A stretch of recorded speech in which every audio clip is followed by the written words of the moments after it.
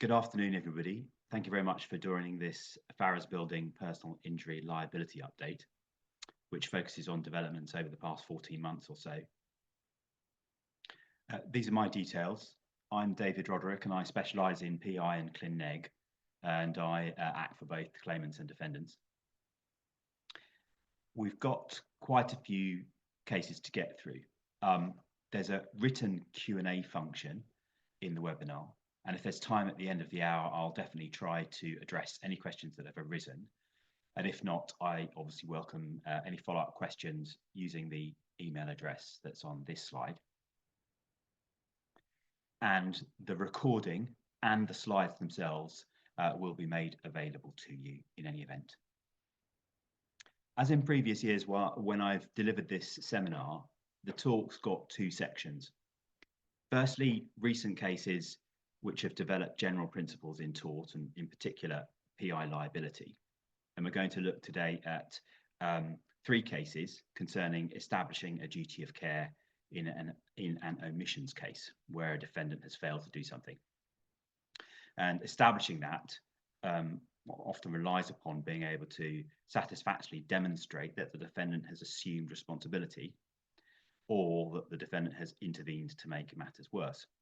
And I'll just say at the outset that delivering this talk for a few years now, since the Supreme cases of Robinson and Poole in 2019, it means I've regularly charted the authorities that establish this, the principles in relation to this aspect of a duty of care, as these cases have been moving through the High Court, then the Court of Appeal, and finally the Supreme Court.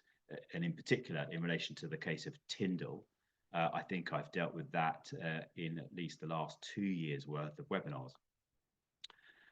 We'll focus on an interesting case in relation to illegality. And then also I've shoehorned in 3 cases in relation to fundamental dishonesty, because of course, if proven under Section 59 of the Criminal Justice and Courts Act, the dismissal of the case means that liability has been extinguished. Secondly, I will also highlight some of the significant cases in the last 12 to 18 months or so from the High Court in various personal injury practice areas that we will often be dealing with. So moving firstly to the case of HXA. This is a decision which really strongly reinforces the principles stated in that case of Poole, which I mentioned. Principles that now should be viewed as definitive. The facts and issues that are relevant in HXA are that the decisions that were made were strikeout applications by local authorities in claims from victims of abuse, the perpetrators of which were their own families. So claimants H and claimants Y asserted that their respective local authorities owed them a duty of care based on the assumption of responsibility to prevent harm caused by those third parties. H's particular assertion was that a child protection investigation had occurred in her case, and the local authority was going to make an assessment with a view to initiating care proceedings. Y, who was a physically disabled boy, asserted the assumption of responsibility arose because the local authority periodically offered him and his family respite care. And those were the grounds on which it was said that the assumption of responsibility had been made. The claims were struck out at first instance and on High Court appeal, but the Court of Appeal held that it was arguable that a duty of care was owed as had been alleged by H and Y. Just reminding ourselves of the principles in the case of Poole, in determining whether there was a duty of care in circumstances relating to a public authority, the court's got to apply to the public authority exactly the same principles as it would apply to a private individual. A duty can't be found merely on the fact that the public authority has statutory duties or powers in respect of that particular claimant. The Supreme Court, in line with the first instance and High Court decision, determined on these particular allegations no assumption of responsibility had occurred. In H's case, those initial steps in terms of thinking about taking an investigation were all to prepare the ground for possible care order applications. And no service was being particularly provided by the local authority to H herself. And Y's case was a little more clear cut because the local authority was temporarily taking Y away from his family to provide respite to them all, doing so with the consent of the parents. And the powers under which it was doing that were based upon the fact that the child would be returned. So it was contradictory for the child to be arguing that the local authority had assumed responsibility to protect him from abuse in the home in circumstances where the authority was at the same time under an actual duty to return him to his home. And the final bullet point there, the Supreme Court was at pains to stress that this is not an unclear and developing area of the law now.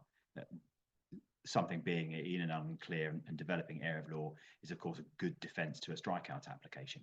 This is not the case in relation to the assumption of responsibility on the part of a local authority, and as we will see in 2 cases' time, on the part of the police either.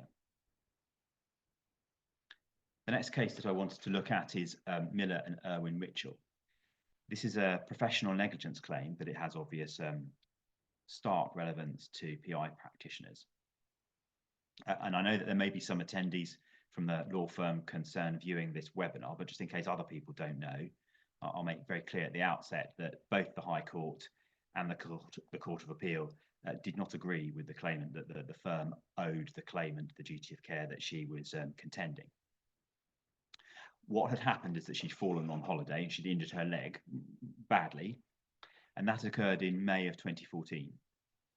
She telephoned the defendant's legal helpline and received some general advice about personal injury claims, including primary limitation periods, and she was referred to the firm's travel litigation team, which asked her for some extra information.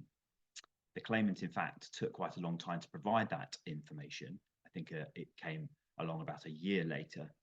6 months after she gave that information to the travel litigation team, she had her lower leg amputated. Quite promptly after that, so 2 months after that, the defendant sent the claimant a CFA to sign, so that was a contractual relationship between them formalised at that point. And at the same time, the defendant firm sent a letter of claim to the tour operator, and that letter of claim, as is commonplace, requested that the tour operator notify its insurers immediately. But the insurer declined to grant an indemnity because the tour operator had fallen foul of the notification requirements in the policy. Thereafter, the tour operator itself went bankrupt. So the claimant was left without a defendant with pockets to satisfy any judgment. The claimant's case that was struck out was, she said that because the defendant's litigation helpline had advised her about limitation periods against the tour operator, that meant that they had voluntarily assumed responsibility for advising her of all steps to safeguard her claim, including safeguarding her claim against the insurer to the tour operator refusing to indemnify.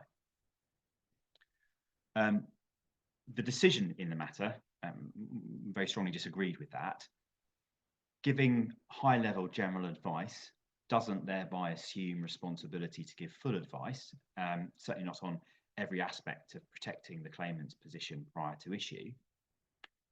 Thinking about the matter carefully, of course, the claimant's contention was actually she should have been given advice about the tour operator's insurance position, not in fact her own insurance position.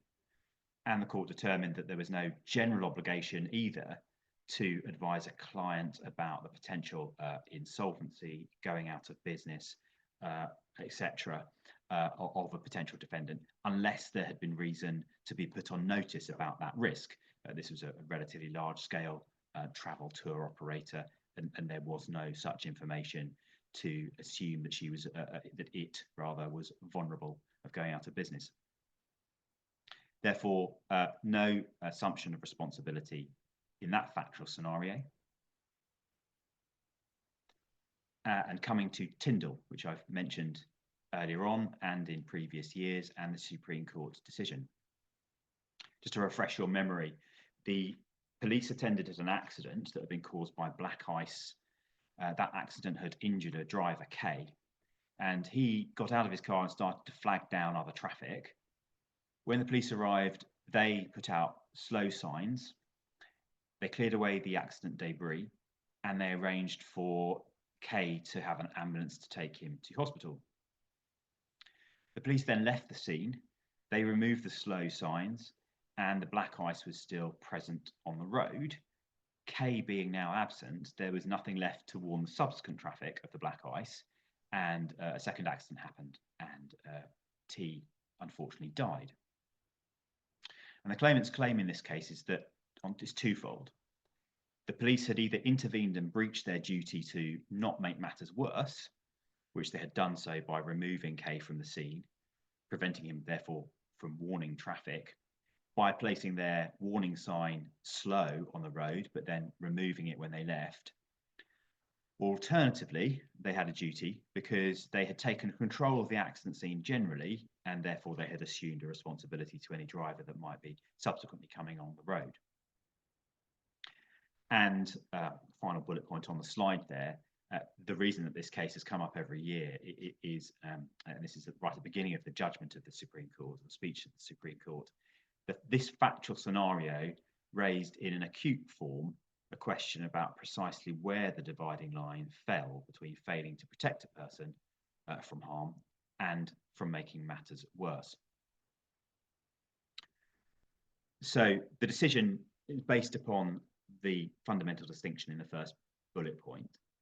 There is a real fundamental distinction between making something worse, where the duty of care will commonly arise, and failing to confer a benefit, which we also see in scenarios where a third party hasn't been protected from harm, parental abuse in the case of a local authority or otherwise, where there will generally be no duty of care found, absent being able to establish the assumption of responsibility points. And the Court of Appeal had decided slightly differently in the case of Tindall, but when it went to the Supreme Court, the decision was based upon the relevant perspective from which to decide whether a defendant has intervened and made matters worse, is to ask what would have happened if the defendant had done absolutely nothing at all, had never embarked on the activity which was said to give rise to the claim. And in this circumstance, Kay would have remained for some period of time at the side of the road, flagging down other drivers, but would have gone to hospital or received aid elsewhere at some point, and the black ice would have still have remained on the road. It simply wasn't sufficient for a duty of care to attach to show that the defendant had acted in a way which in actuality had the effect of removing Kay from the scene, therefore putting off someone or preventing someone from helping the deceased. It was necessary to go further than that and show that the defendant knew or ought to have known, i.e. had a reasonable a level of reasonable foreseeability that sending Kay to hospital would have that effect of failing to protect and warn T. And on the facts of this case, there wasn't any evidence that the police did know or ought to have known that Kay, before they had arrived, was trying to flag down cars, or that he intended to do so after they arrived. And so the original strikeout decision, which hadn't gone in favour of the defendants, it ultimately went in favour of the defendants. And in this line of cases, we come finally to the case of Woodcock, really quite recent, reported a couple of weeks ago. Like HXA and like Tindall, it narrows the circumstances in which a claimant might successfully allege a duty to protect from harm from the act of a third party. Essentially, in this case, the police knew that G, who wasn't a nice individual at all, had threatened to kill W. He had bail conditions which prevented him from contacting her or going near her home. But he was seen near her home by a neighbour who told the police. and the police sent someone out to arrest him, but didn't telephone W to warn her of his presence. And she was then stabbed, and G was convicted of attempted murder. First instance, it was struck out, but a High Court judge concluded that there were, in this case, exceptional circumstances that had given rise to a common law duty on the police to telephone W once they'd received the information from the neighbour to warn her. And that decision had been reached on the basis of the claimant's arguments. They'd been advanced on grounds of public policy.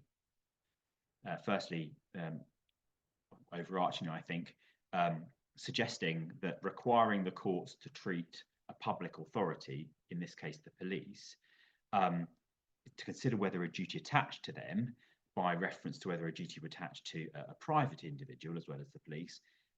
In doing that, the pendulum had really swung far too far in favour of the state as opposed to protection of the individual. That argument was given short shrift at the Court of Appeal because courts have got to apply the statements of principle that were made in Tindall. The baseline to decide whether the defendant had intervened and made matters worse in this case is what would have happened if they'd done nothing at all. There was an omission to act on the part of the police in terms of warning. If they'd done nothing at all, they wouldn't have made the victim's position any worse. And there isn't a specific, a narrow duty to warn the general public of harm that might come to them that's resting on the police. In order in a police case now to for a claimant to succeed in claiming that there's a duty of care based upon the fact that the police have assumed a responsibility to care for them, it's going to usually be necessary to show a specific representation or a promise that the police have made that has been relied upon, that they might take a particular set of steps or embark on a particular action. So to reiterate, we've got narrowed circumstances in now in which this doorway to establishing a duty of care on the basis of protecting people from harm from third parties, claimants might find that a very prescribed route from now on. In terms of general developments, moving now to the case of Lewis-Ranwell. The general point that arises from this case is the application of the defence of illegality, specifically when it won't apply. And the case brings up some particularly stark and sad circumstances. In fact, it is worth noting that permission to appeal was granted in May of 2024. So it's going to the Supreme Court, but I don't know the date for that. L was a schizophrenic, and he'd been in psychiatric intensive care. In 2019, he killed 3 men under the delusional belief that they were paedophiles. And this case arose when 3 public bodies have appealed against a refusal to strike out the negligence claims that L is bringing against them. L has been found not guilty of those murders by reason of his insanity, and he was also twice released by the police in days preceding his killings after he'd had contact with health professionals that were employed by the public bodies. And so his claim against the appellants is in negligence and under the Human Rights Act for damages for his arrest and incarceration, and he seeks an indemnity, of course, against in respect to the claims that are probably going to be brought against him as a consequences of the murders. In principle terms, the law doesn't generally apply the illegality defence, what we also call ex turpi causa, namely that a court won't entertain a claim if it's founded on an unlawful act. Generally, the law doesn't apply that where a claimant hasn't known that their actions were wrong and therefore can have no moral culpability for those actions.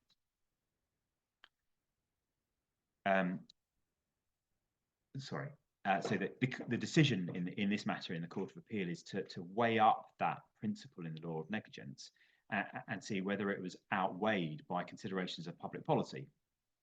And those considerations particularly are twofold. First of all, the policy in relation to consistency in the law. The claimant's conduct, so L's conduct, is obviously criminal. Should he be allowed to claim damages for the consequences of that conduct? That seems inconsistent. But L's case is that the not guilty verdict by reason of insanity is technically an acquittal. So therefore, there's no inconsistency in allowing him to recover losses. He's been acquitted of unlawful conduct. If the dependents of the victims choose to sue for damages, then L is going to be liable in negligence, even though he's insane. Negligence or assault, or liable in tort, even though he's insane. So there's no inconsistency or incoherence about the different approaches that are being taken there. His liability to his victims is different from the public authority's liability for the losses that have been caused to him. The other aspect of public policy that was addressed in this case is confidence in the legal system. And the court met head on the fact that damages to L might result in instinctive recoil in people, but that the considered view of right-minded people would be that someone who is insane shouldn't be debarred from compensation for an unlawful act for which they had no moral culpability by reason of that insanity. So a useful delineation of the ambit of where illegality as a defence won't work. Moving now to the just a brief mention of the three cases in relation to Section 57 and fundamental dishonesty. As stated, if fundamental dishonesty is proved by the defendant, liability doesn't attach because the claim's dismissed. What about if the defendant asserts fundamental dishonesty and that is not found? Is there a presumption in favour of indemnity costs? The first case is Williams-Henry, and you'll remember that this is a case that gives guidance about circumstances where circumstances in which fundamental dishonesty finding has been made. But this case gives guidance as to how to determine whether the claimant would suffer substantial injustice if the claim was dismissed, and whether or not the court should exercise the discretion that it has under the Act to, in those circumstances, not dismiss the claim. This is quite a densely packed slide. Essentially, the judge gave quite useful, quite nuanced factors to deploy, arguing this matter perhaps one way or another. So, for example, assessing the proportion of the dishonest damages against the genuine damages. What effect has the dishonesty had on the cost of the litigation? How serious was the dishonesty? Perhaps the counterpoint to that, what was the culpability of the defendant's tort? Not much in terms of a rear-end collision road traffic accident, perhaps, but in an abuse case, for example, the defendant's very, very culpable. If the claim wasn't to be dismissed, what would the court otherwise do about the costs? Fundamental dishonesty had, of course, been found, so costs might be awarded in significant amounts to the defendant in any event, and that might extinguish the claimant's damages in any event. Therefore, the dismissal can't be said to be substantially unjust. So some very useful factors there to refresh one's memory of if arguing on that particular point about whether there would be substantial injustice to dismiss the claim. The next case is of Meywood and Meyer. This is interesting in relation to procedural factors in a personal injury case. Peculiar in a way in that liability, primary liability for breach was admitted. Contributory causation and quantum are an issue, but interim payment had already been made. And the claimant's assertion is that he couldn't run the restaurant that he owned. And he wanted to have another interim payment for rehabilitation and treatment, and a large interim payment, £75,000. The defendant obtained surveillance evidence, and this showed him at his restaurant, opening it and closing it, working very long hours, interacting with people pretty normally. And so the defendant amended their pleadings to assert FD and to seek a dismissal under the Act. And when it came to the application for the interim payment, of course, this meant that the claimant couldn't satisfy the conditions in Part 25.7. The defendant under Part 25.7.1a hadn't now admitted a liability to pay damages, whatever it was going to say about breach. And the court was also not satisfied that language in Section 25.7 or Rule 25.7.1c, which is that the court could be satisfied that the claimant would obtain judgment for a substantial amount of money, saved the claimant in these circumstances. I think I've got a question that's come up. And it's about Tindall. So I might try and answer that a little later if I've got time. Otherwise, responding to Neil Russell, I will get back to you with a full answer in relation to that. Yes, so picking up that case, quite interesting in the sense that the rug was pulled from underneath the claimant seeking the interim payment because there was not a liability to pay damages once fundamental dishonesty was alleged. Moving to the final slide in relation to fundamental dishonesty, slides in the set of slides that I'm dealing with is the case of Thakkar and Mikan. And this is the scenario whereby a defendant has unsuccessfully raised fundamental dishonesty. There weren't particularly good grounds or strong grounds to raise fundamental dishonesty. It was a commonplace factual scenario of a road traffic accident where it's effectively a he said, she said circumstance. Plainly, one party isn't and can't be correct as to how the accident happened. And that's exactly how the circuit judge dealt with it in this case. And her judgment didn't expressly address any of the suggestions of fraud and dishonesty that had been live in the proceedings earlier on. And she just resolved the issues on the basis of a straightforward RTA.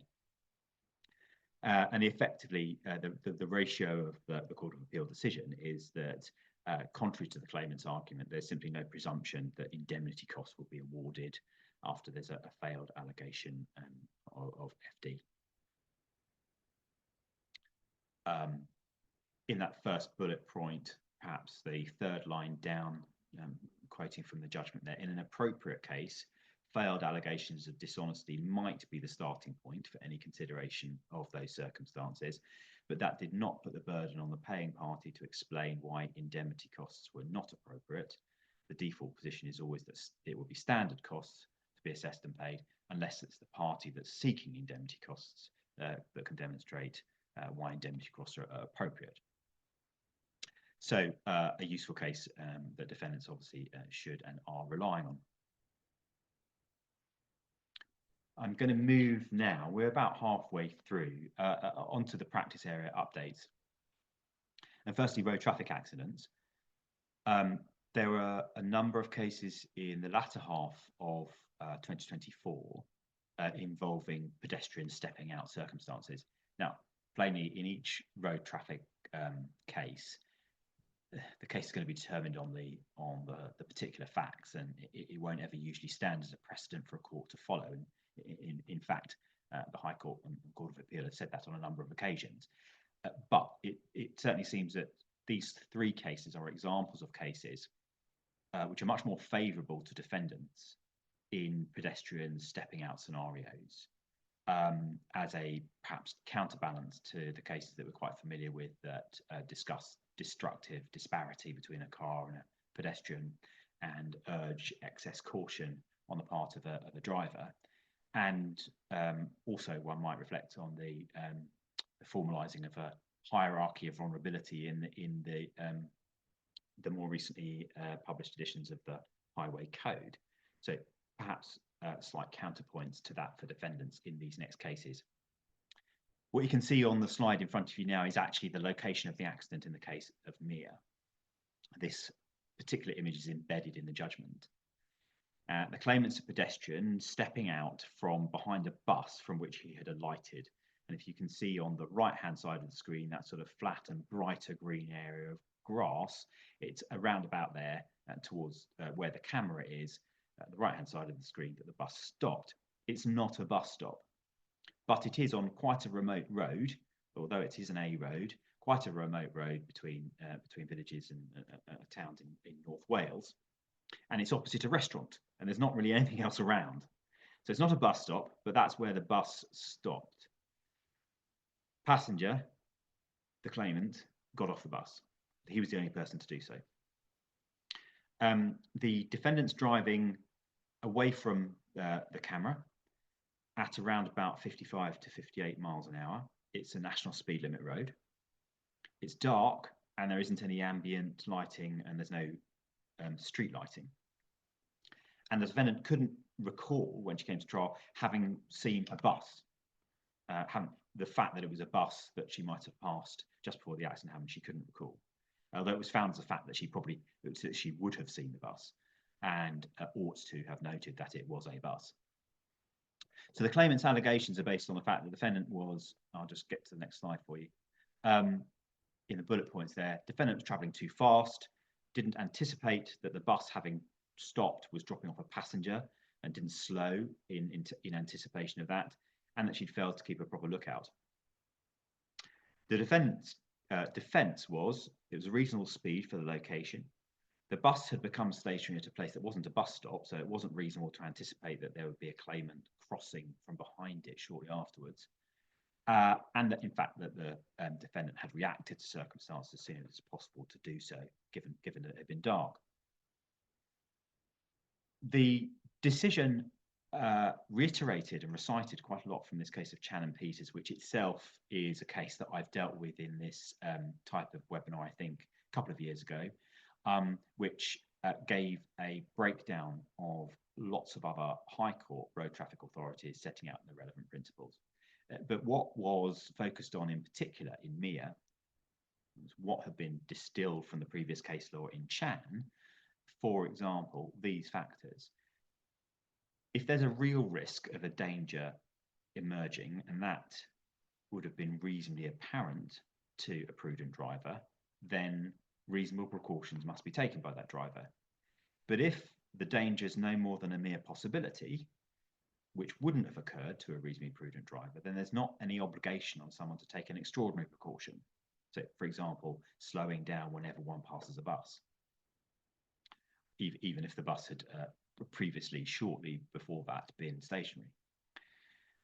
Another principle that was extracted from the line of High Court cases that the defendants are not supposed to be judged by the standards of an ideal driver.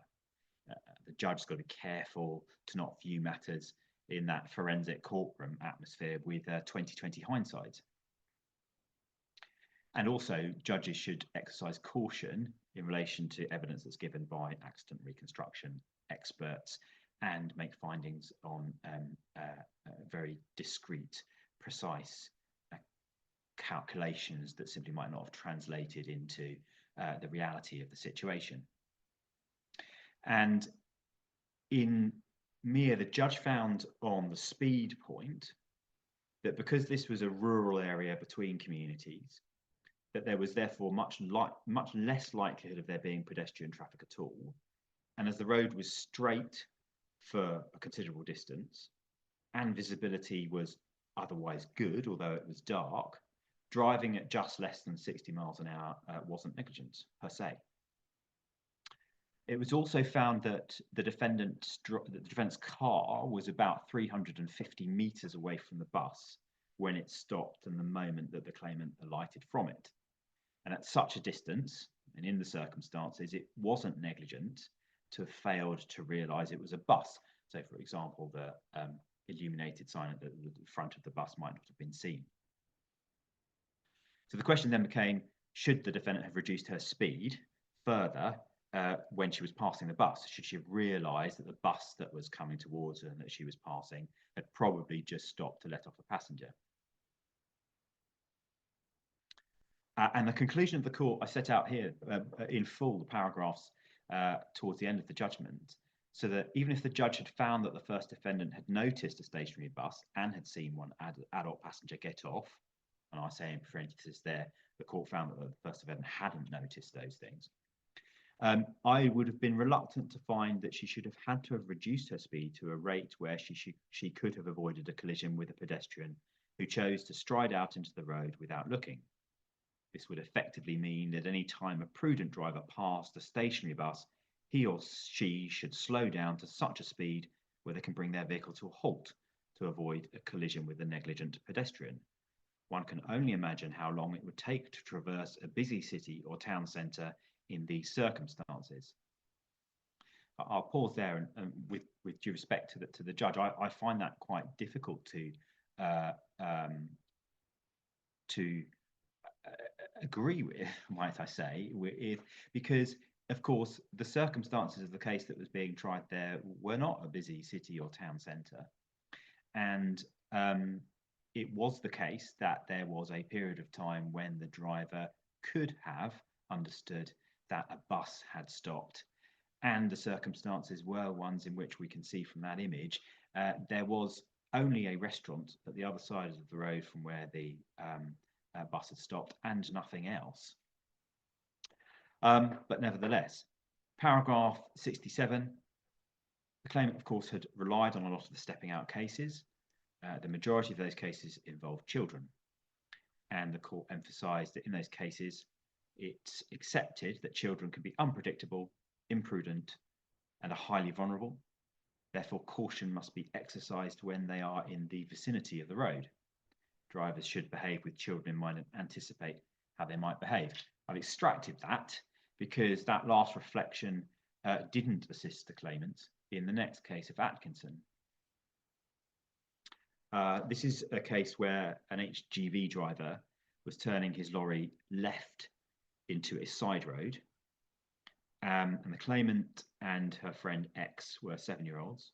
They'd been collected from their school, and X's mother was with them, and all three of them had come to stop on the footpath at the junction.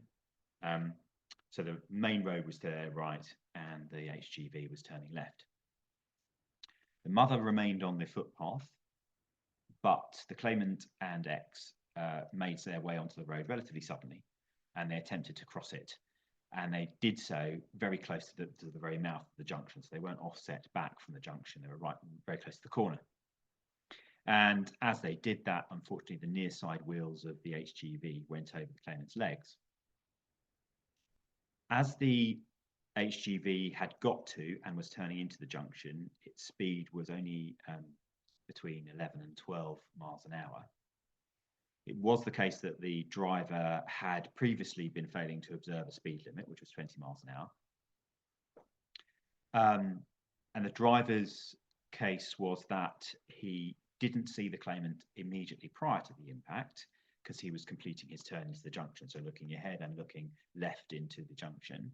But he did become aware of a sudden flash in his near side mirror at the moment of the accident. Now, the focus of the decision, irrespective of the prior breach of the speed limit, had to be on what the driver was doing when actually negotiating the turn. There are a number of cases in relation to professional drivers, and in particular bus drivers, in which this same principle applies. It's effectively a counsel of perfection to be asking that driver to be looking simultaneously ahead at the turn in the direction in which the turn is being made, and also at the near side or at the rear. And so liability didn't attach in this case, and it was also found that the driver, irrespective of the fact that he should have noted that there were two young children right at the lip of the junction, wasn't under an obligation to stop. It was said in that case that it was not in fact foreseeable that either of the girls would step into the road.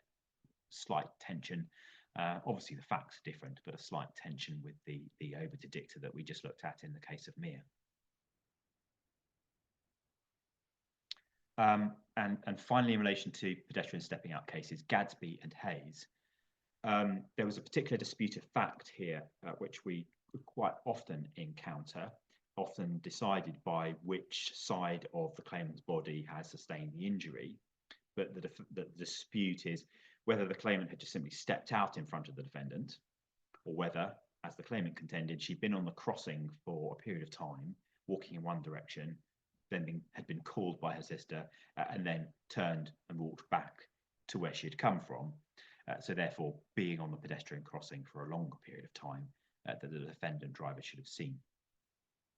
Ultimately, the defendant driver's version of events was accepted, the court going through, but as under Chan and Peters taking that cautionary note about what experts say to heart, the court had not placed a great deal of emphasis on what the accident reconstruction experts had said about various explanations as to why the claimant was injured on one side or the other.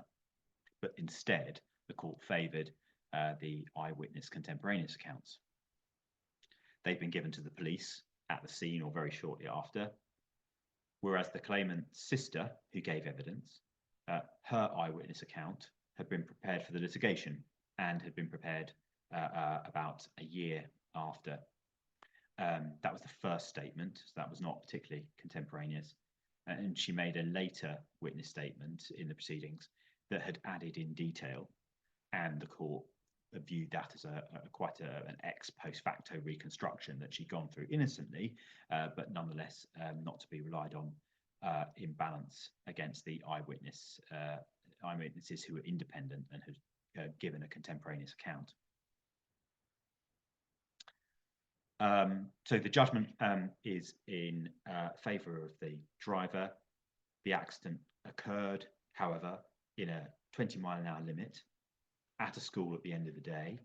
Lots of school children were about. The sister of the claimant calling her was apparently based on a gang of other people at the other side of the road that were school children that the claimant's sister didn't want the claimant to encounter. So it was very obvious that there were a lot of children in the vicinity. But the judge wasn't satisfied that that particular setting required the driver to proceed through the crossing that was green to them at 10 miles an hour or less, or required that the driver who was approaching at 15 miles an hour should have had heightened awareness such that they could brake in time in a sudden stepping out scenario. So a set of potentially quite favourable decisions to reflect on for defendants, but of course every case will turn on its facts. Slightly glibly, for which I apologise, but this picture is the AI image that's generated when you type in the words "lots of people on a quad bike with dogs," because that's what Owens and Lewis was about. I suspect the actual situation was slightly less glamorous. The claimant, who was a 16-year-old, was a passenger on the quad bike driven by the defendant, a 15-year-old. And also on the quad bike were two other human passengers and 3 dogs. The quad bike wasn't supposed to carry any passengers at all, and it was improperly being driven on the public road and being driven at 30 miles an hour when the claimant came off the back of it. The defendant was convicted of dangerous driving, driving without insurance, driving without a valid licence. And so the preliminary issue trial was on the extent of the claimant's contributory negligence.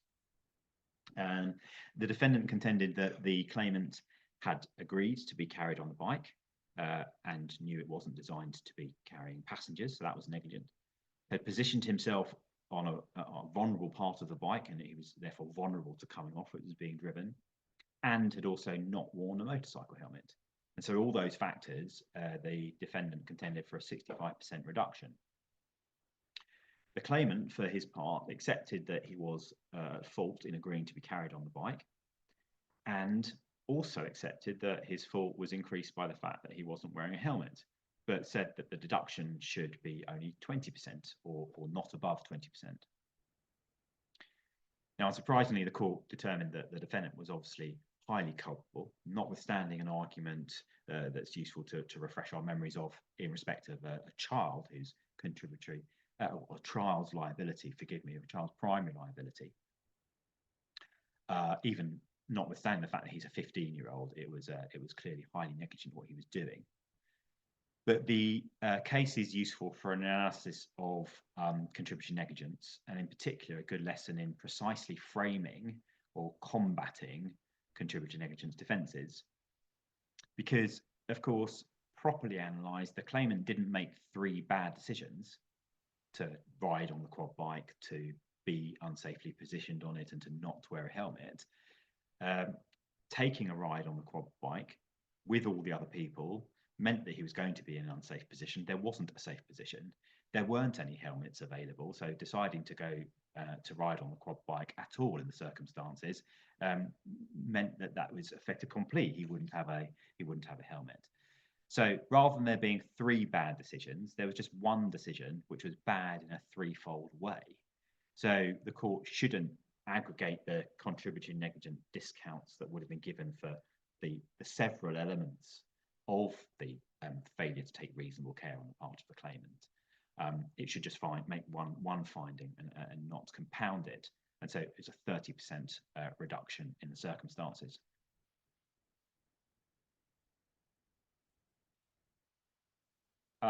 This next case is of burn and motorsport vision racing. I suppose if you've got a level of fame before you have an accident, it's all the more likely that it will be recorded. And the accident and collision moment of this well-known racing motorcyclist is on the internet to view in full. For obvious reasons, I haven't included the entirety of the video here.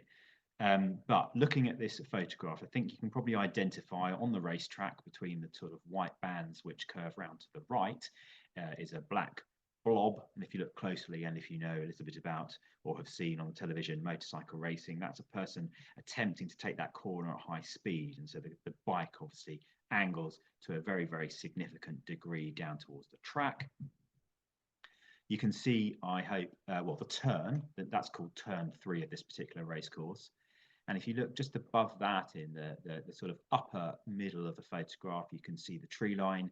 You can see a white blob, which is some sort of frame or banner. But beneath that, what looks like a hedge line and a black line. That black line, sort of beneath the hedge line and the tree line, is a barrier. And between the actual racecourse and that black barrier, you can see there's a grassy patch, and that's an area that's called a runoff. So at that turn, which is called turn 3, the rear wheel of the motorcycle began to slide and the driver lost control. And as the motorcycle slid across the runoff area, the claimant jumped off the bike to stop himself from hitting the barrier whilst still being on the bike and being trapped between those 2 items. And as he leaps from the bike, obviously going at very significant speed, he falls and rolls on the grass. It's his case that he felt no pain from that, and because he's wearing body armor and he had a helmet. He rolled across the grass, but then he did hit the safety barrier. And on hitting the safety barrier, he stated that he felt excruciating pain, and he sustained some significant physical injury, mostly to the upper body, I think. His contention was that the safety barrier that was being used was a type D barrier, and that's a hard barrier designed for cars to hit and stop cars going any further. It's not designed as a crash barrier for human bodies to hit. A motorcycle track, he contended, should have a type A type barrier, which is a device that provides us some sort of cushioning effect when it's impacted with. Contrary to that, the defendant said that test days and racing days in motorcycle racing obviously involve a willing acceptance of risk. So effectively running a Valenti defence and Section 2(5) defence under the Occupiers Liability Act 1957.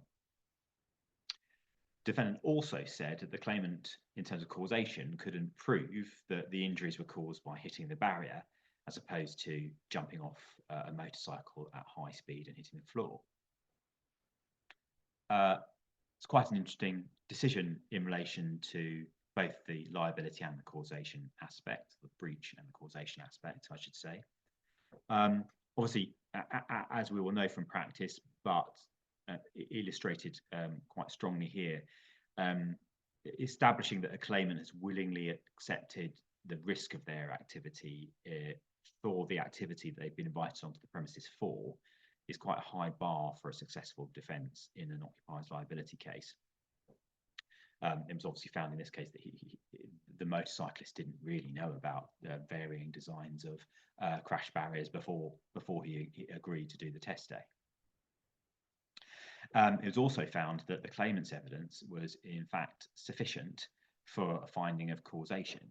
His evidence, whilst the medical evidence was sort of speculative and inconclusive as to what had caused the serious injury to him, his evidence as a lay witness was accepted. He was a man who regularly came off his motorcycle at speed, and it was therefore accepted by the court that he was right in reporting that he hadn't felt any pain when he jumped off and tumbled across the grass, but it was only when he'd struck the barrier.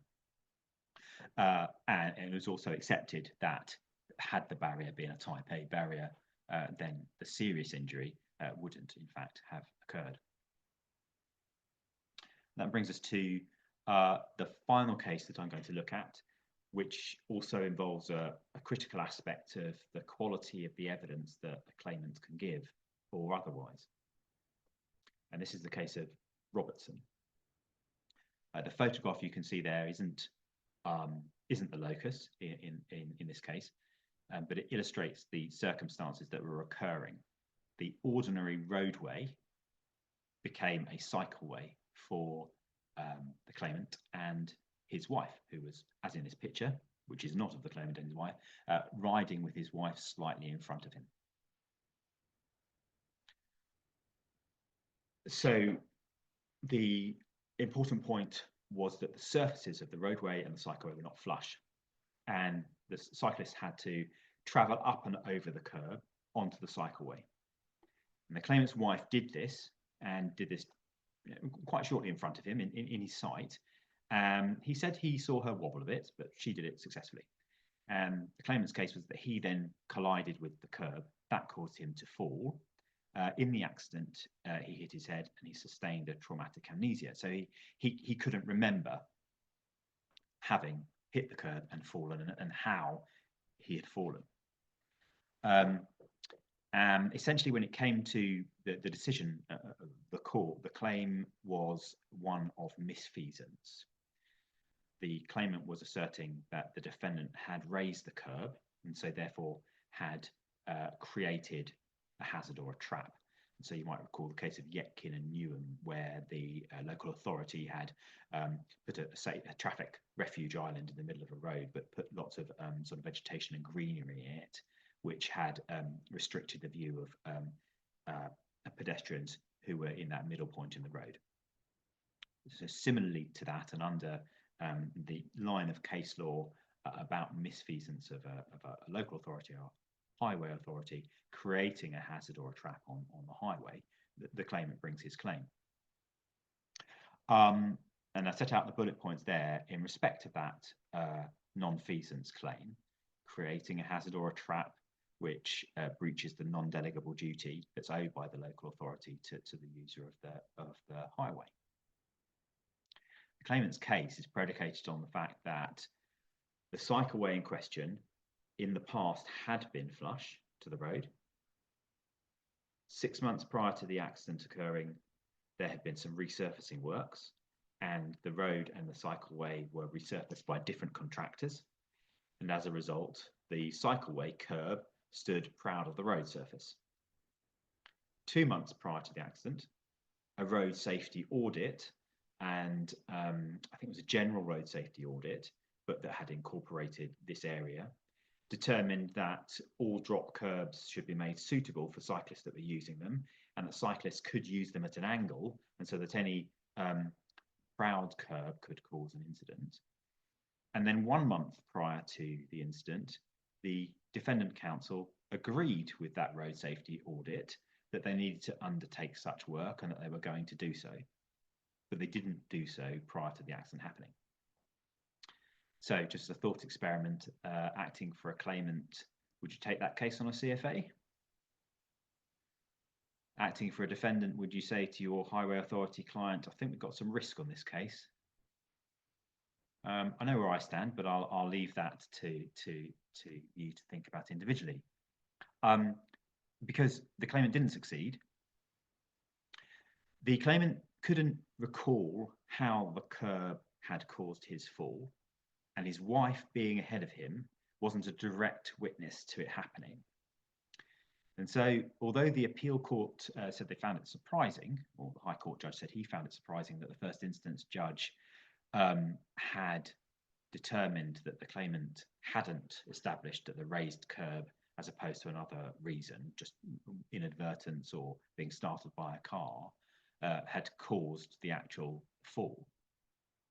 Although that was surprising, nevertheless, it was a factual finding that was open to the judge, dismissing the claim on that basis. However, in relation to the final aspect of this case, which is more useful to think about, there's no general rule that the precise mechanism of an accident has to be proved in every case, and that it's only in an exceptional circumstance that the court will draw an inference as to the probable cause, where the claimant isn't able to say or demonstrate the precise sequence of events that occurred. So matters are not generally so tough on claimants as they were in this case. The approach to be taken should be a flexible one, which is, of course, useful for other cases generally. But most important in this case was the evidential deficit. No measurements of the gap or the drop between the two surfaces had been carried out along the entire face of that curve. Photographs have been taken, but unfortunately for the claimant, the photographs appeared to show that although there might have been a significant gap, the gap narrowed from where it was at both ends. When it got to the middle, the first instance judge found that photographs showed, although it wasn't flush, the height difference was nowhere near as severe as at the other end, and no one could say where, in fact, the claimant had ridden his bicycle wheel over, and so what or was not a hazard at whatever height which hadn't been measured happened to have been. And so it was readily upheld on the appeal that the curb wasn't a hazard throughout the whole of its length, and it hadn't been shown that the cause of the fall was at any part of the curb, and so hadn't been shown that it was at a part of the curb which was sufficiently raised to be able to constitute a hazard. So an object lesson in relation to the evidence that's needed, particularly in a highways case. We are, I think, at the end of our hour now, but if I am able to go back to this question, I have one written question from Neil Russell, and it was in relation to the case of Tindall. So you'll remember that's the case with the black ice, and the claimant's claim is advanced on two grounds: an assumption of responsibility by taking control of the scene, or acted and interfered to make matters worse. So the question is, in regard to Tindall, the court appeared to give judicial approval of the statement of the interference principle from McBride and Bagshaw's tort law, but seemingly this was not argued in Woodcock. What is your opinion that the interference principle is gaining more traction with the courts? Right, I think that's pretty complicated, and I would need to reflect on it. I can't recall, I don't disagree with the fact that it wasn't raised in Woodcock as opposed to Tindall. But I think, is it gaining traction with the courts? Post Tindall, which is the Supreme Court saying, the definitive position is to ask yourself the question, what would have happened if nothing had been done at all? And would that therefore have made any significant difference? That's the perspective from which you're looking at the defendant's interference at all. And so in Woodcock, sending out a policeman to arrest the perpetrator, but not warn the victim, doesn't do anything worse than nothing. And so there was an interference, but it didn't do any worse than doing nothing.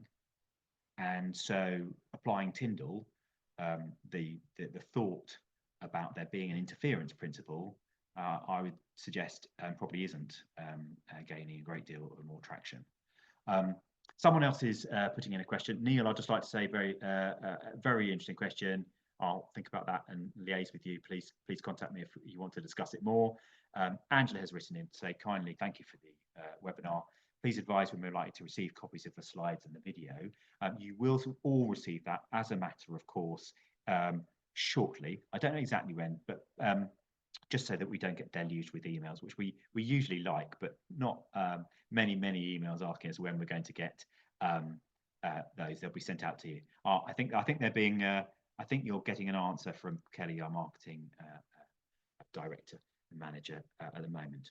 So I think we're going to call a halt to this. Thank you for attending, and I wish you all the very best. Speak to you soon.